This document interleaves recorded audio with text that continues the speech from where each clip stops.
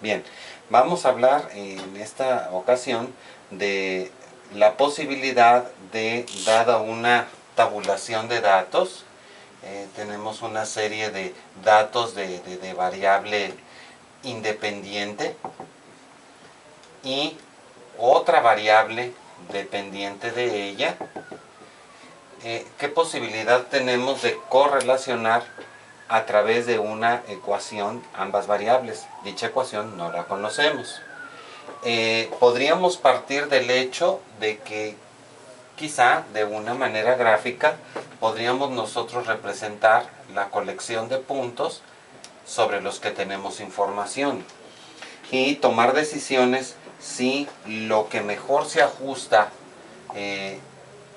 puede ser una línea recta, y diríamos lo mejor o lo menos peor, porque si quisiéramos una función analítica que pasara por todos los puntos, posiblemente tendría una forma polinomial, y esa forma polinomial no nos garantiza que entre punto y punto pudiera haber un máximo o un mínimo demasiado pronunciado que, lejos de describirnos el modelo, lo complique más.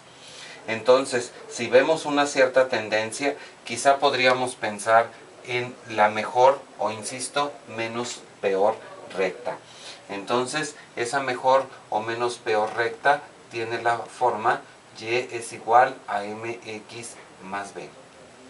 Si nosotros tuviésemos alguna otra tendencia, como podría ser la que vamos a representar en la siguiente gráfica, por ejemplo, que tuvieran los datos una tendencia, digamos, creciente de tipo un tanto explosiva, entonces la tendencia en línea recta seguramente no sería lo más adecuado. Lo más adecuado, sin duda, sería un modelo, pues tal vez vamos a pensar en un modelo de tipo exponencial, que pudiera ser de la forma y es igual a m por e a la xn. Se pone e para facilitar el manejo de los logaritmos, porque bueno, si bien este esquema tiene ya una descripción muy establecida, ya lo podemos realizar de muchísimas maneras, pues aquí en este esquema no se ve el parecido, pero podríamos nosotros, si tomamos logaritmos en ambos lados, al tomar logaritmo aquí a la izquierda tendríamos logaritmo de y, al tomar logaritmo natural que se impone al utilizar exponencial, sería logaritmo m por e a la xn, y por las leyes de los logaritmos tendríamos el logaritmo natural m más el logaritmo natural de e a la xn, pero el logaritmo del exponencial son funciones inversas que se están cancelando, entonces tendríamos sencillamente x a la n. Y nuevamente tenemos aquí otro modelo en el que tenemos una pendiente por x y una ordenada al origen. De hecho, en las aplicaciones, cuando se da este tipo de representaciones, se puede utilizar hasta un papel especial para graficarlo, o se puede utilizar una forma de esquema que se llama gráfica semilogarítmica, en donde en una coordenada representamos el logaritmo de la variable y en otro la variable. Evidentemente nos va a dar una recta, como veremos más adelante. Pero por lo pronto aquí podríamos nosotros establecer un posible cambio de variables que nos va a llevar al mismo modelo. Tal es la importancia de esa descripción. ¿Y cuándo vamos a utilizarla? Cuando tengamos que modelar e incluso, ¿por qué no decirlo?, tuviésemos que pronosticar el comportamiento posterior de la variable para x en el futuro. Si la x fuera el tiempo, en un tiempo futuro, bueno, ¿cuáles serían los valores de y? Ya tendríamos una relación analítica que nos lo daría. Ahora, ¿por dónde empezar? Todos los valores de y le voy a poner un subíndice e para indicar que todo lo que sustituya todo lo que sustituya en X me va a dar un estimado de Y, un valor estimado. Entonces, para la X que tengo aquí, este es su valor estimado, pero este es su valor real. Entonces encontramos una diferencia, por cierto, positiva. Para esta otra X tendríamos una Y estimada y tendríamos una Y real. Ahora la diferencia, por el contrario, sería negativa, según como queramos hacer la resta. Hay el peligro de que si mi indicador de calidad para este modelo es la suma algebraica de las restas, y considero que esto me da una resta en positivo, una diferencia en positivo, en negativo, positivo, negativo, positivo, negativo, negativo, positivo. Si la pura suma la considero como un indicador de calidad, hay el peligro de que la suma me dé 0 o cerca de 0, cuando en realidad podría tener valores de error muy grandes. Finalmente, estas diferencias son formas de describir error. Entonces, lo preferible es decir, vamos a considerar la cantidad epsilon, que es el error, sí, el error o diferencia entre ¿quién? Entre la Y estimada y la Y real, que le vamos a llamar I, para indicar con ese I un contador que empieza en 1 hasta llegar al último dato. Entonces, a cada coordenada correspondería un error. Decíamos hace un momento que la sola sumatoria de las epsilon como tales, pues no podría ser un buen parámetro, porque incluye, al desarrollarla, partiendo desde el primer valor hasta el último, podría, si tomo así la suma tal cual, es factible que me pueda dar un número pequeño, pero errores muy grandes positivos y errores muy grandes negativos estarían balanceando. Lo mejor y más universalmente aceptado es trabajar con el cuadrado. Y el cuadrado entonces siempre me va a dar, sea la resta positiva o sea la resta negativa, siempre me va a dar un valor positivo. Entonces podríamos decir que esta es la suma de cuadrados total, aprovechando y trayendo un poco la abreviatura en el inglés. Ahora, en virtud de que la Y estimada es la pendiente por la X más B, y voy a restar Y, esa cantidad va al cuadrado. Entonces, ¿qué estamos haciendo? Estamos sustituyendo cada una de las coordenadas X en este modelo y le restamos la Y. Sin embargo, nótese que la M y la B no las conocemos, las queremos calcular. Queremos saber cuánto es M y cuánto es B para este paquete de datos. Entonces, lo que necesitamos es que esa cantidad, bueno, si no podemos hacer que sea 0, porque si fuese 0 nos estaría diciendo que la suma de cuadrados de los errores es 0 y nos hablaría de un modelo perfecto que no tenemos. Entonces, por lo menos procurar hacer el objetivo de que esto alcance un mínimo, que alcance un mínimo. Y la manera que nos enseña el cálculo para hacer esto, el cálculo diferencial nos enseña cómo hacerlo, pues nos dice cuáles son los valores que queremos calcular y que de alguna manera para nosotros en este momento son variables. Es el M y es el B. Entonces, eso es lo que queremos determinar. Entonces podríamos decir, vamos a hacer la derivada de esa cantidad con respecto a M. Y el cálculo nos dice que para hallar máximos o mínimos es conveniente derivar e igualar a 0. Y eso es precisamente lo que vamos a hacer. Desde luego, aquí para dar congruencia a nuestra notación, es conveniente indicar que estamos haciendo la suma de estas cantidades, empezando en 1 y terminando en n. Vamos a hacer la derivada pues con respecto a m de esa expresión que está ahí.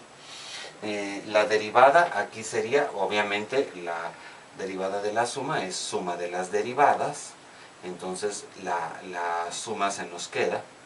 y vamos a derivar esta expresión con respecto a m. Entonces bajaríamos la potencia, tendríamos la misma cantidad, pero el exponente restado en 1, y derivamos el interior con respecto a lo que queremos, con lo que queremos evaluar. Entonces evaluamos aquí al interior con respecto a m y nos quedaría simplemente xy. Esto debe de ser, insisto, igual a 0. Si ponemos esto de una manera desarrollada, tendríamos, vamos a separar las sumatorias. Tendríamos el 2 es un factor común, podríamos sacarlo de la sumatoria y al dividir ambos lados entre 2, pues simplemente se nos cancelaría. Y si desarrollamos la sumatoria término a término, tendríamos m, que no depende de la sumatoria, lo podemos sacar de la sumatoria de 1 a n, xy por xy, xy al cuadrado, más, ahora aquí tenemos que multiplicar nuevamente por xy y hacer la sumatoria. La b no tiene relación con la sumatoria, puede sacarse de ella.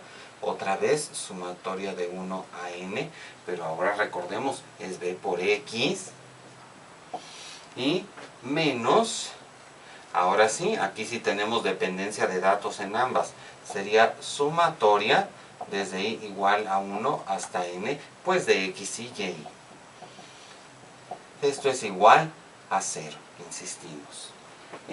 Dicho de otro modo, sería m, vamos a obviar los límites de integración, m suma de las x al cuadrado más b suma de las x igual a suma de las xy. Ahora, eso es en cuanto a la m. Queremos que la derivada de m sea igual a 0, pero no es la única. También queremos, por otro lado, también queremos que esté la b. También queremos trabajar con la b. Entonces, para esos efectos, vamos a hacer la derivada con respecto a b igual a 0. La derivada con respecto a b, bueno, tenemos una situación semejante. Vamos a tener nuevamente sumatoria desde 1 hasta n. Nuevamente, pues tenemos que proceder a derivar la derivada de una potencia. Bajamos el exponente, dejamos la misma base a una potencia menos y derivamos al interior respecto a la variable que nos habíamos comprometido. En este caso, si derivamos al interior, pues simplemente es 1. Y eso debe de ser igual a 0 nuevamente.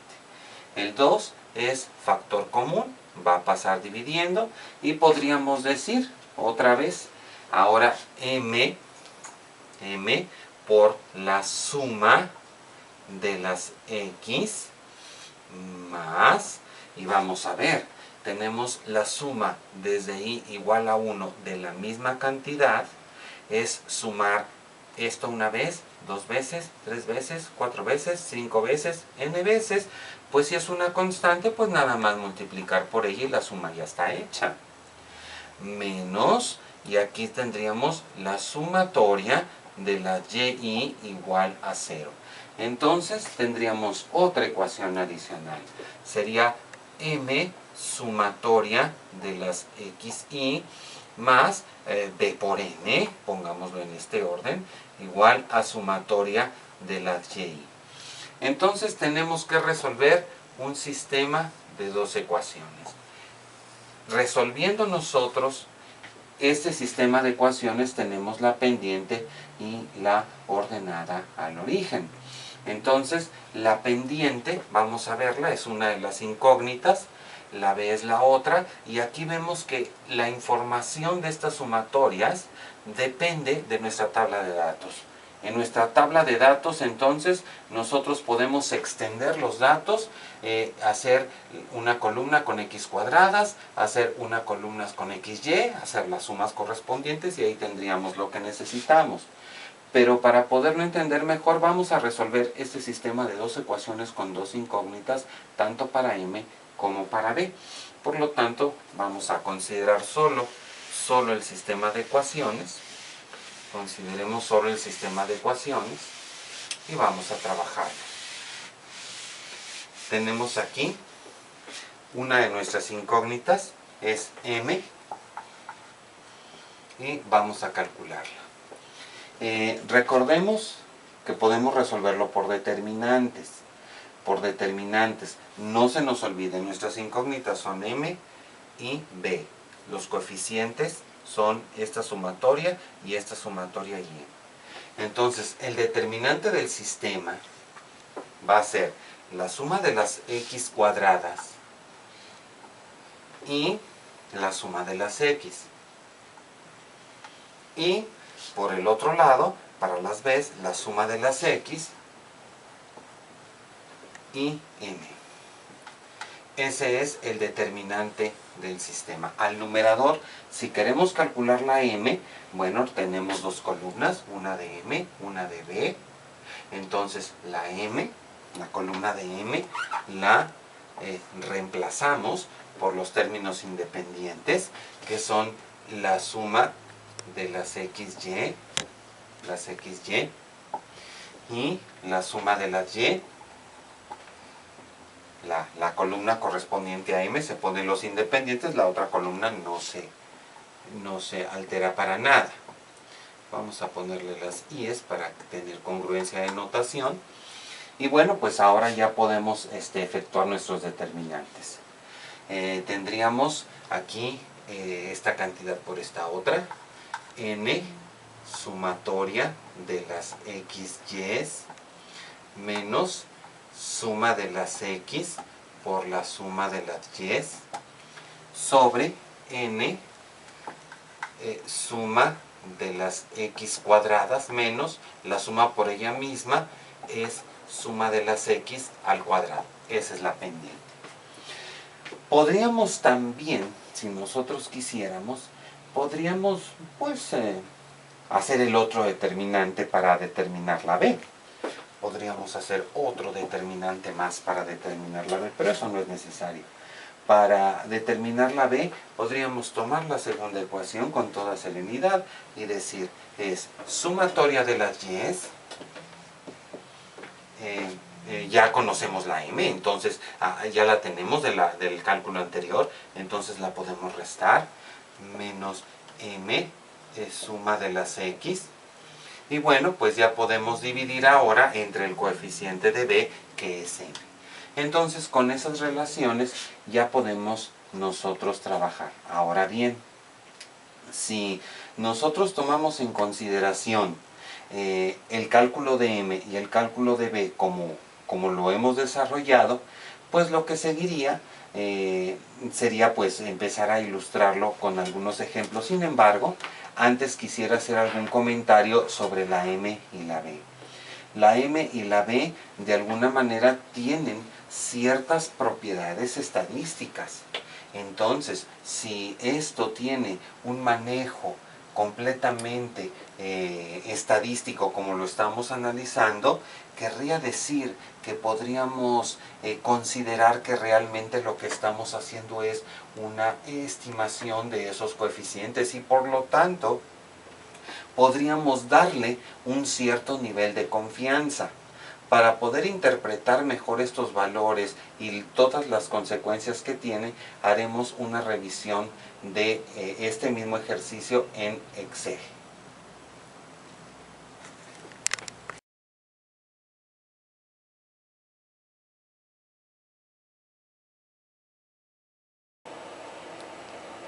Vamos a considerar estos datos que tenemos tabulados y para poder hacer un análisis adecuado en Excel, pues podríamos rápidamente hacer una gráfica. Entonces seleccionamos nuestros datos, le damos insertar. La mejor forma es una gráfica de dispersión que, por ejemplo, solamente traiga los datos. Puede traer la línea, solo los puntos con línea quebrada, pero pongamos solo los puntos. Entonces ahí tenemos nosotros ya la representación que, bueno, pues se antoja a que sea efectivamente una línea recta. lo que acabamos de hacer, de determinar la suma de x y suma de y, lo hace Excel sintéticamente, rápidamente. Si nosotros seleccionamos un punto cualquiera de la distribución de datos, damos clic derecho y pues entre todas las opciones que tiene una que es agregar línea de tendencia. En Excel en inglés es Add Trend Line. Eso nos va a llevar a un diálogo en el cual Excel nos va a permitir proponer.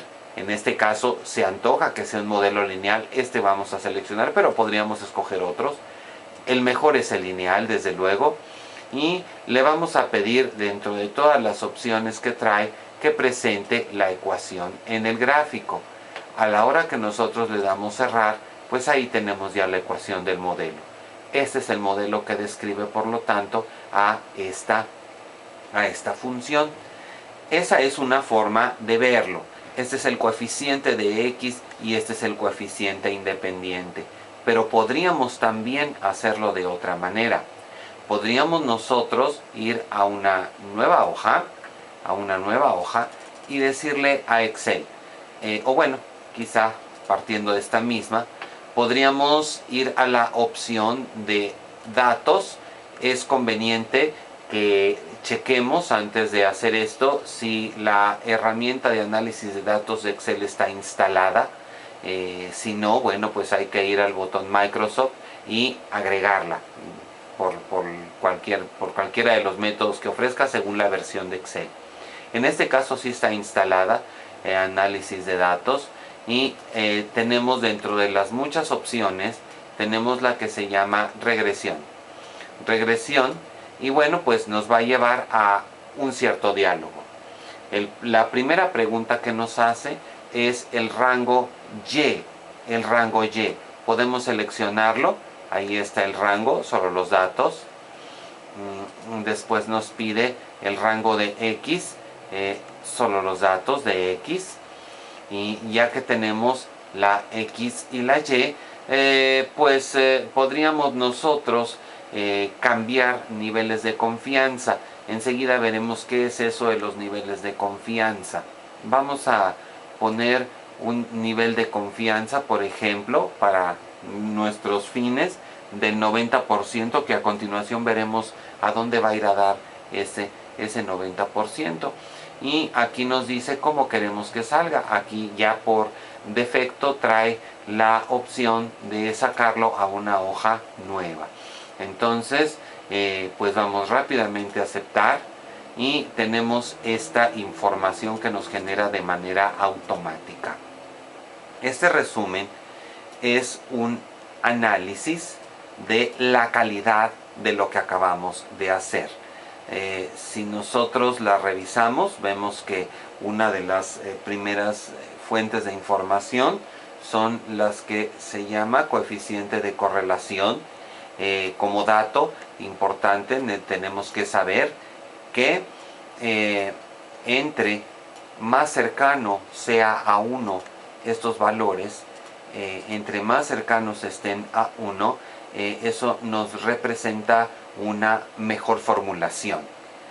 Si esto se aleja de 1, el modelo en sí sería malo. Y bueno, aquí hay información importante de efectos estadísticos sobre los que en otra sesión insistiremos, que tiene que ver con grados de libertad, está relacionado con el número de datos, con las sumas que sirven para determinar valores estadísticos que nos dan idea de la calidad. Y bueno, pues aquí tenemos intercepción 20.666. Si regresamos a la hoja de origen, es 20.0666. Ese es el independiente, ahí lo estamos viendo. Y el coeficiente, el variable x1, 10.4660. Ese es su valor, digámoslo, su valor estadístico preciso. Aquí pues vemos cómo está en la ecuación. Entonces, cuando hacemos el añadido de la línea de tendencia, lo hace de una manera rápida.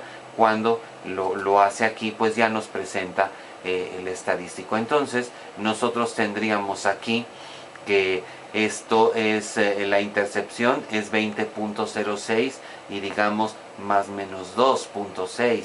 Vemos que el error típico comparado con el coeficiente es relativamente pequeño, es su décima parte. Tendríamos que pensar muy bien la calidad del modelo si el coeficiente fuera 20 y el error fuera, digamos, 15 o quizá mayor. Nos haría dudar pues de la calidad del trabajo y de que realmente este sea el modelo que describe a los datos. Lo mismo aquí encontramos en variable 10 y su error típico 0.4. Como dato importante, vemos aquí que este 20 que tenemos, vamos a remarcarlo de alguna manera, este 20, cuando nos dice inferior al 95 y superior al 95, nos está diciendo que para un nivel de confianza del 95%, este número 20.0666 está entre 13.9 y 26.23. Se puede ver que es muy grande el intervalo que nos da de confianza. Es decir, al 95% yo puedo confiar que este coeficiente está entre 13 y 26. Veamos qué pasa cuando disminuimos la confianza. Si la confianza la ponemos al 90%, nuestro coeficiente está entre 15 y 25. 15 y 25. Entonces, bueno, pues si mejora un poco, pues es porque le estamos otorgando un menor nivel de confianza. Veamos en cambio el otro coeficiente que se nota es 10.4060, su valor calculado, y aquí nos damos cuenta que el 95 está entre 9.4 y 11.4 aproximadamente. Vemos que realmente la diferencia, el rango de aceptación al 95% pues es reducido para este coeficiente. Y para al 90% pues nos damos cuenta está entre 9.6 y 11.2, es un poquito menor. Es decir, a menor confianza, más cerrado es el intervalo. Si quisiéramos un nivel de confianza quizá del 50%, los valores serían muy parecidos. Ahora, ¿cómo debemos interpretar estas cantidades? Bueno, hacer estos niveles de confianza nos ayudan a entender mejor si el efecto de las variables que estamos involucrando pueden ser de alguna manera más o menos significativas. Si tal vez la diferencia, el intervalo es extremadamente grande, pero los valores de la variable son extremadamente pequeños, pues entonces, aun cuando este intervalo de confianza no fuera lo suficientemente bueno, quizá podríamos quedarnos con la confianza que nos da el propio coeficiente de correlación que totaliza la bondad de la totalidad del ajuste.